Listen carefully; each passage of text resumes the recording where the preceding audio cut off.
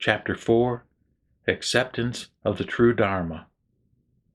At that time, Queen Srimala said to the Buddha, "Having received the Buddha's power, I will now explain the great vow which is controlled by the principle of the true Dharma, being the truth without error."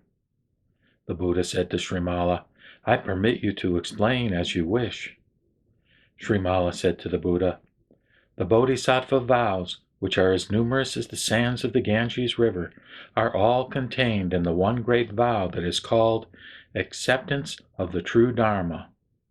Acceptance of the True Dharma truly is the great vow." The Buddha praised Srimala. "Excellent, excellent. Your wisdom, or prajna, and skillful means, or upaya, are most profound and subtle.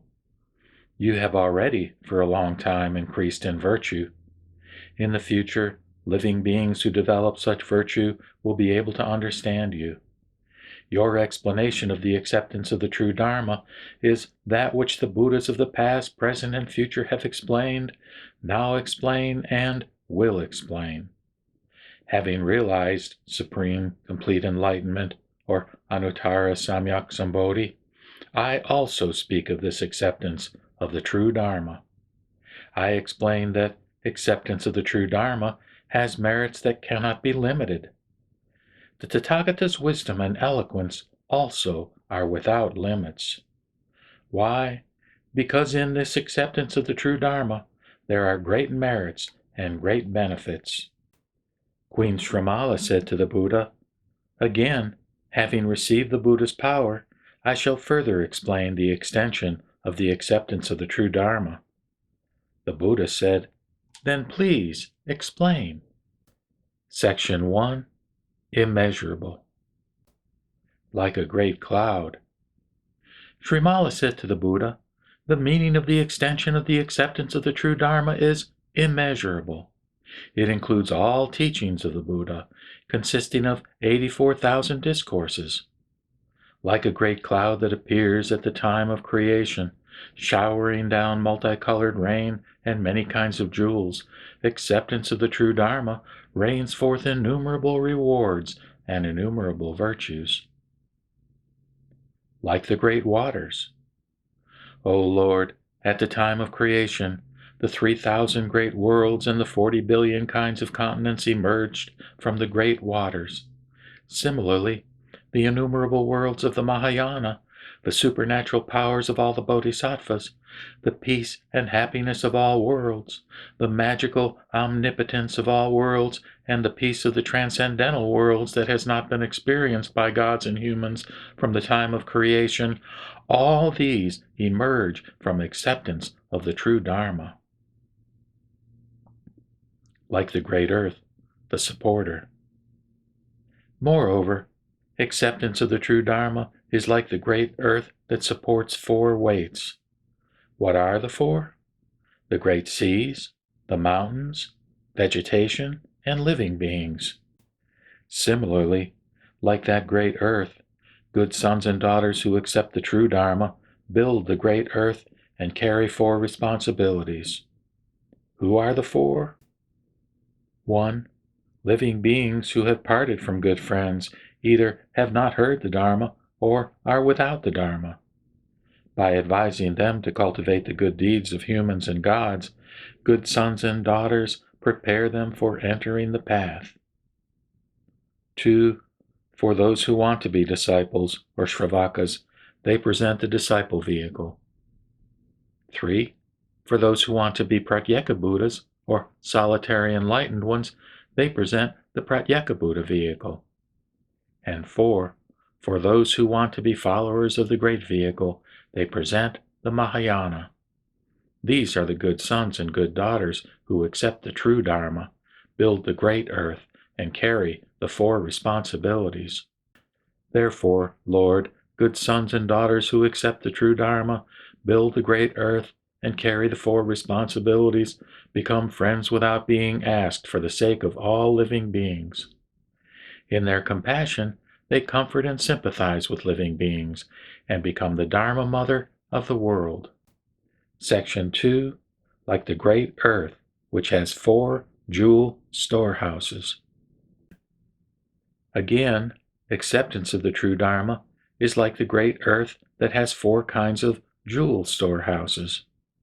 What are the 4? They are the priceless, the supremely valuable, the moderately valuable, and the slightly valuable. These are the great earth's 4 kinds of jewel storehouses.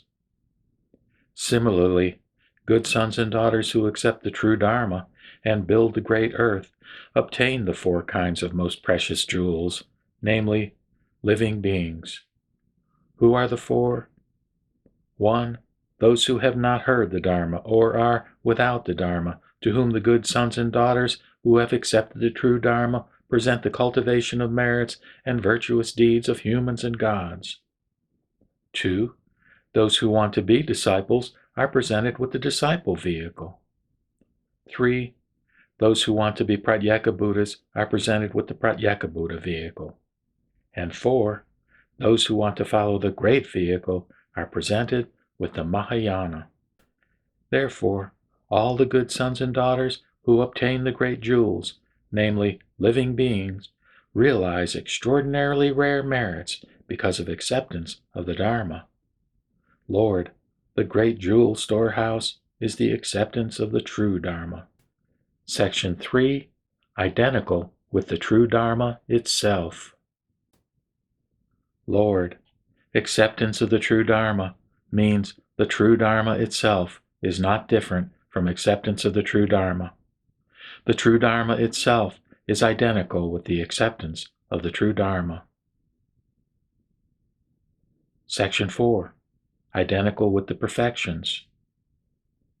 Lord, the perfections are not different from the one who accepts the true Dharma. The one who accepts the true Dharma is identical with the perfections. Why? 1.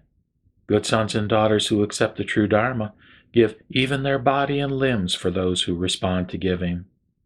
By protecting these living beings' intentions, they teach them.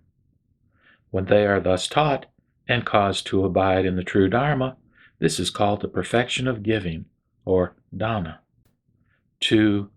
Good sons and daughters teach the protection of the 6 senses, the purification of body, speech, and mind, and the cultivation of the 4 correct postures in walking, standing, sitting, and reclining to those who respond to discipline. By protecting these living beings' intentions, they teach them. When they are thus taught and caused to abide in the true Dharma, this is called the perfection of discipline, or sila. 3. Good sons and daughters teach non-hatred, supreme patience, and neutrality in outer expression to those who respond to patience. By protecting these living beings' intentions, they teach them. When they are thus taught and caused to abide in the true Dharma, this is called the perfection of patience, or ksanti. 4. Good sons and daughters do not teach indolence, but the desire to practice, supreme perseverance, and cultivation of the 4 correct postures to those who respond to perseverance. By protecting these living beings' intentions, they teach them. When they are thus taught and caused to abide in the true Dharma, this is called the perfection of perseverance, or virya. 5. Good sons and daughters teach tranquility, constant mindfulness not conditioned by external objects, and recollection of all actions and speech over long periods of time to those who respond to meditation. By protecting these living beings' intentions, they teach them.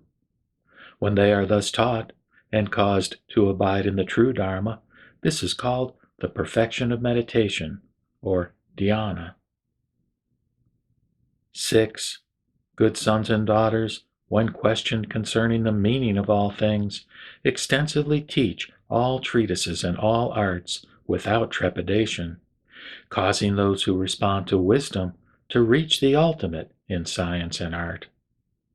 By protecting these living beings' intentions, they teach them. When they are thus taught and caused to abide in the true Dharma, this is the perfection of wisdom or prajna. Therefore, O Lord, the perfections are not different from the one who accepts the true Dharma. The one who accepts the true Dharma is identical with the perfections. O Lord, now receiving your power, I will further explain the greatness of the true Dharma. The Buddha said, Please do so. Section 5. Identical with the one who accepts the true Dharma. Srimala said to the Buddha, Acceptance of the true Dharma means acceptance of the true Dharma is not different from the one who accepts the true Dharma. Good sons and daughters who accept the true Dharma are identical with acceptance of the true Dharma. Why? Because good sons and daughters who accept the true Dharma abandon 3 things for the sake of acceptance of the true Dharma. What are the 3? They are body, life, and wealth. When good sons and daughters abandon the body, they become equal to the last limit of the cycle of birth and death, or samsara. Having parted from old age, illness, and death, they realize the indestructible, eternal, unchanging, and inconceivable merits of the Tathagata's Dharma body, or Dharmakaya. When they abandon life, they become equal to the last limit of the cycle of birth and death. Ultimately, having parted from death, they realize the limitless, eternal, and inconceivable merits penetrating all the profound Buddha Dharmas. When they abandon property, they become equal to the last limit of the cycle of birth and death. Having realized the inexhaustible, indestructible, ultimately eternal, inconceivable, and complete merits that are not common to all other living beings, they obtain the excellent offerings of all living beings. Lord, good sons and daughters who have abandoned these 3, body, life, and wealth, and have accepted the true Dharma, will always obtain the predictions of all the Buddhas concerning their Buddhahood, and will be honored by all living beings. Furthermore, O Lord, good sons and daughters who accept the true Dharma without distortion and without deception or misrepresentation will love the true Dharma and accept the true Dharma, entering into Dharma friendship when the 4 groups of followers, namely monks, nuns, laymen, and laywomen, are forming rival factions that cause the destruction and dispersion of the Sangha. Those who enter into Dharma friendship will certainly receive the prediction of their future Buddhahood by all the Buddhas. O Lord, I see that acceptance of the true Dharma has such great powers. Because you are the eye of truth, the wisdom of truth, the source of the Dharma, and you penetrate all things, you are the basis for the true Dharma and know all things. At that time, the Lord was joyous over Srimala's explanation concerning the great powers of acceptance of the true Dharma. The Buddha said, Srimala, what you have said is true. The great powers of acceptance of the true Dharma are like a very strong man who only briefly touches a vulnerable part of one's body, yet causes great pain. Similarly, Srimala, barely accepting the true Dharma causes suffering to Mara, the evil one. I do not see even one remaining good act that can cause suffering to Mara in the manner that only barely accepting the true Dharma does. Moreover, the Bull King has a form without equal, surpassing all other bulls. Similarly, even just barely accepting the true Dharma in the Mahayana is superior to all the virtuous deeds of the 2 vehicles, because it is so extensive. The majestic bearing and uniqueness of great Mount Sumeru surpasses all other mountains. Similarly, the merit of abandonment of body, life, and wealth in the Mahayana, acceptance of the true Dharma with a benevolent heart, surpasses the merit of those who have engaged only in the virtuous deeds of the Mahayana, but do not abandon body, life, and wealth.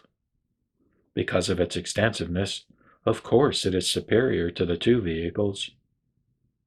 Thus, Srimala, through acceptance of the true Dharma, explain this teaching to living beings, teach and convert living beings, and confirm living beings in the Dharma. Therefore, Srimala, acceptance of the true Dharma has these great benefits, these great blessings, and these great fruits. Srimala, even if I explain the merits and benefits of acceptance of the true Dharma for countless periods of time, I shall not reach the end of explaining it. Therefore, acceptance of the true Dharma has immeasurable and unlimited merits.